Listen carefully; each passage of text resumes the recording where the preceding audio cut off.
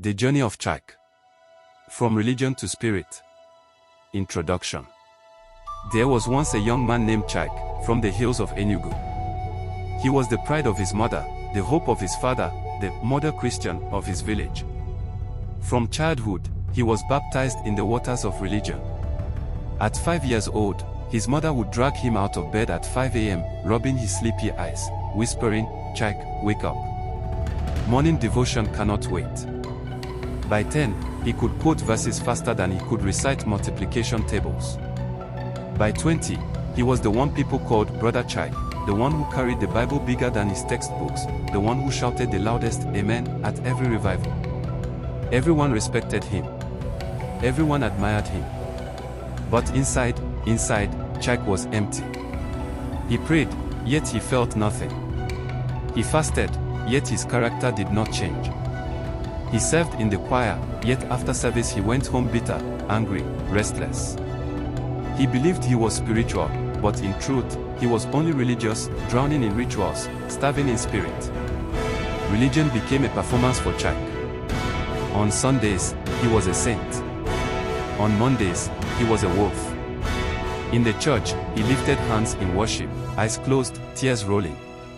In the market, those same hands adjusted scales to cheat a customer of 1 mudu of gari. He gave offerings he could not afford, believing God was a banker, and one day the dividends would rain down in miracles.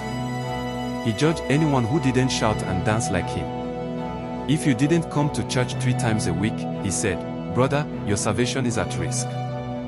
But let me tell you something, the louder Chak shouted "fire," the colder his heart became. One day, his colleague at work asked him, "Chak, why do you always preach, yet you are the angriest man in the office?" That question cut deep, but Chak brushed it aside. Religion had taught him to defend, not to reflect. He thought shouting at demons was enough. He thought fasting was the same as transformation. He thought carrying the Bible was the same as living the Word. But every night, when he removed the mask, he faced his truth. No peace. No joy. No growth. Religion had made him look holy in the eyes of men, but inside, he was still a child, chained, blind, thirsty. Then came the night that changed everything. It was a Sunday evening, after another fiery service. The pastor had shouted, "Empty your pocket for God will multiply it 100-fold." And Chak, desperate for breakthrough, had dropped his last naira note. He walked home hungry, but hopeful. When he entered the house, he heard sobs. His younger sister, Adiz, was in the corner crying. "What is it?" he asked. She looked up, her eyes red. "Brother, I cannot go to school tomorrow. They said if I don't bring my fees, I should not enter class." Chak froze. "But I gave everything to God today. The pastor said God will provide." Adiz shook her head. "Brother, does your God only live in church? Can't he live here, in this house? You give him money every Sunday, but when will he pay my school fees?" Those words pierced Chak deeper than any sermon ever had. That night, he could not sleep. He tossed. He turned. He asked himself questions he had never dared ask. Have I been serving God or serving men? Do I live for love or for fear? Am I spiritual or just religious? And for the first time in his life, he admitted the truth. He was lost.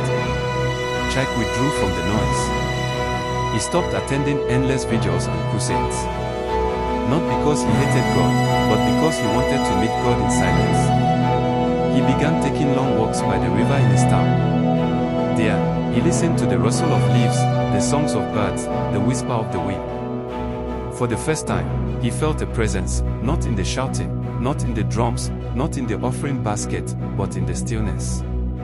He started reading not only his Bible, but also books on wisdom, love, and the lives of saints who truly walked with God. Slowly, Chak began to see. Spirituality is not in rituals. It is in consciousness. God is not impressed by noise. God looks for truth. Religion had made him memorize verses. Spirituality invited him to live them. So he began small. He apologized to a neighbor he had cheated years ago. He chose to tell the truth at work, even when it cost him profit. He started giving, not to impress his pastor, but to genuinely help his sister, his neighbors, the poor. And every night, instead of loud prayers, he would sit quietly and whisper, "God, teach me how to live." He discovered that spirituality was not about being perfect, it was about being authentic. It was about living in love, walking in peace, and carrying light wherever you go.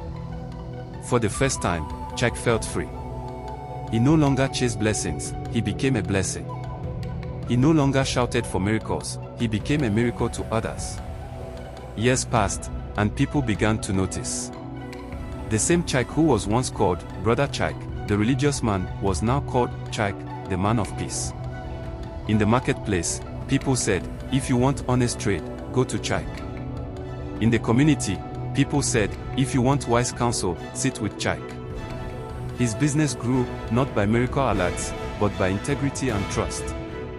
His family flourished, not by empty offerings, but by love and responsibility. And most of all, his heart was calm.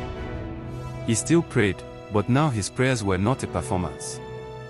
They were whispers of gratitude, confessions of weakness, songs of hope. Religion had once chained him. Spirituality set him free. Conclusion.